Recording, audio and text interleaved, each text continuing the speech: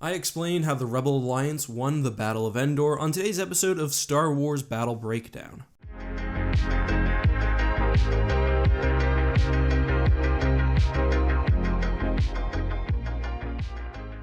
Hey guys, this is EckhartsLadder. Hello and welcome to another Star Wars video. This is the third or fourth episode in a brand new series I've been doing, which I'm now calling Battle Breakdowns. Here, I'll be analyzing major sci-fi battles, looking at the strategy used by each side, what went right, what went wrong, and visualizing it for you guys so you can follow along. Today, we're looking at one of the most important events in the Star Wars universe, of course, the Battle of Endor. So let's get started, and it all began when the Alliance fleet, believing they were catching the Empire at a vulnerable moment, arrived at the Endor system, with Admiral Ackbar leading the effort. We've never received concrete ship numbers, but we know that they had hundreds of starfighters, dozens of cruisers, as well as smaller frigates like Nebulon Bs and CR-90s, which are really just too small to represent because of the scale of this battle. However, as Rebel pilots shot towards the battle station, they realized they were being jammed, implying that someone knew they were coming and that they were walking into a trap. Fearing that the shield was still up, the fighters broke off, at which point the rebels realized that Imperial Star Destroyers were moving onto their position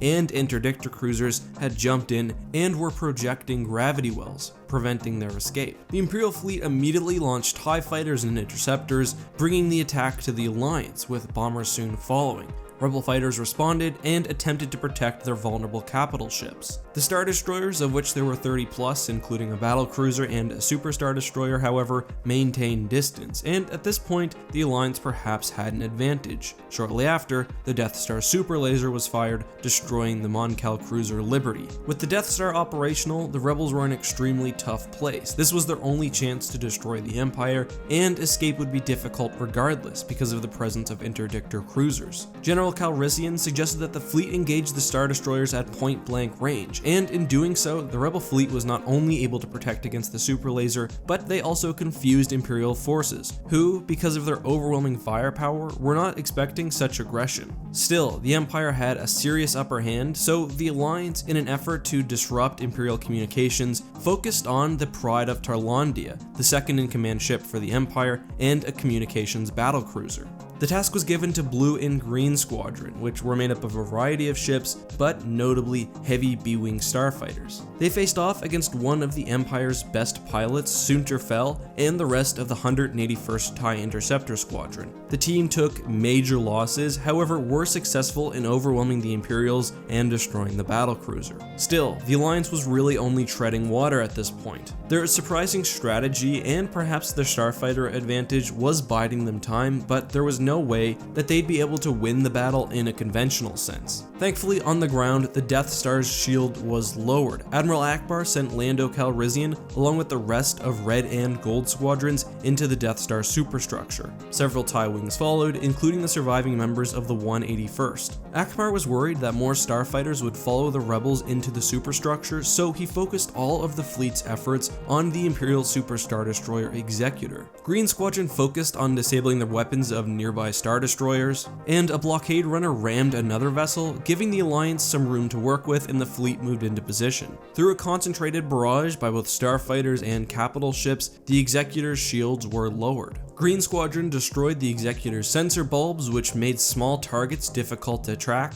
and Green Leader Arvel's Cyrnid was able to destroy the ship after kamikazing his X-Wing into the bridge. This had been a sufficient distraction because Wedge Antilles and Lando Calrissian were able to finish off the Death Star's reactor from inside the battle station. The rebels moved their fleet away from the Death Star, while the Empire, now under the command of Pelion, retreated. So how did the Alliance manage to win? Well, I think you can attribute it largely to the fairly novel strategy suggested by Lando Calrissian. Attacking the Star Destroyers at point-blank range was a surprising move, and because of, once again, the Alliance's starfighter superiority, they were actually able to inflict damage while the powerfully shielded Mon Cal cruisers soaked up barrages of turbolaser fire. Still, it was by no means a clean win, although the Rebel Alliance did somehow manage to take down almost half of the Empire's forces. As per usual, the major mistake by the Empire was overconfidence and a lack of quality starfighters. Rebel pilots were better, they had better ships, and we can see with the destruction of the Pride of Tarlandia, the Executor,